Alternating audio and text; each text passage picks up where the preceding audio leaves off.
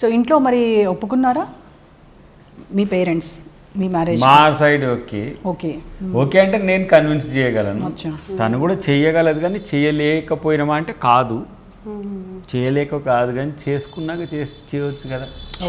చెయ్యలేను అని అయితే అనుకున్నా, చేయలేరేమో అనేటువంటి ఒక భయంతో చెప్పలేదు ఇంట్లో. చెప్పలేదు. సో తర్వాత ఒప్పేసుకున్నారు. మేము మ్యారేజ్ చేసుకున్నాక ఒప్పుకున్నాం. ఎక్కడ చేసుకున్నారు పెళ్ళి? ఊర్లోనే, నెమ్మికల్. నెమ్మికల్, మీరు పుట్టిన ఊళ్ళో. ఓకే. మా తల్లిదండ్రుల ముందే, వాళ్ళ సమక్షంలో. ఓ, సో మీ సైడ్ ఓకే, వాళ్ళకేమి ఇది లేదు. ముందు నుంచి మా సిస్టర్తో వచ్చేది, తను కూడా వచ్చేది కాబట్టి మా మమ్మీ డాడీ కూడా వాళ్ళు తెలుసు తనకు. ఎక్కువ మా మామయ్యకి ఇష్టం నేనంటే. వీళ్ళిద్దరు ఒక టీం. మీ ప్రేమకి పెళ్ళికి మధ్యలో ఎంత టైం గ్యాప్? 4.5 years. 4.5 years. ఓ, సో మీరు డిగ్రీ కూడా అంటే కంప్లీట్ నేను చేసేసారు. స్టడీస్ చేయలేదు కదా. Yeah yeah. సో స్టడీస్ అయ్యాక చూద్దామని ఆగాం ఇద్దరం. మీకేమనిపించింది ఫస్ట్ నాగమణి గారిని చూడగానే ఈవిడే నా లైఫ్ పార్ట్నర్ అని? సెర్చింగ్ కదా, ఓకే సెట్ అయ్యేటట్టుంది అని.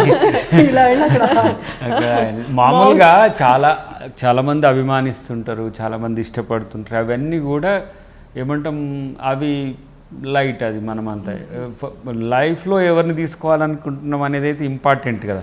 చాలామంది ఎందుకు 10th క్లాసు ఇంటర్మీడియట్ నుంచి కూడా చాలామంది ఇష్టపడుతుంటారు. అది ఇష్టాన్ని ప్రేమ అనుకుంటారు, ప్రేమని పెళ్ళి అనుకుంటారు. ఇవన్నీ మెచ్యూర్డ్ కావు. మనం ఎప్పుడు పెళ్లి చేసుకోవాలనుకుంటున్నప్పుడు మన ఎరినాలో ఎవరు ఉన్నారు అనేదే రియల్ లవ్.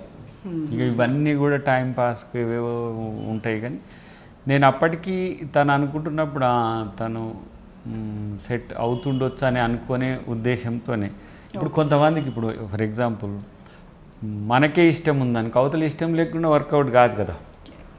వాళ్ళకి ఇష్టం ఉన్నా మనకి ఇష్టం లేకపోతే వర్కౌట్ అవుతుంది. బట్ ఇక్కడ ప్రో అయ్యేటట్టుంది అనుకున్నా. అది కన్విన్సింగ్ మెథడ్లోనే పోయింది. కాకపోతే దాంట్లో మధ్యన కమ్యూనిటీస్ అడ్డం వచ్చినాయి. ఆ కమ్యూనిటీస్లో కాంట్రా లేదు. ఓకే, దానివల్ల పెద్ద సమస్య కాలేదు. కన్విన్స్ చేయొచ్చు అనే ఐడియాతోనే కంటిన్యూ అయినాము.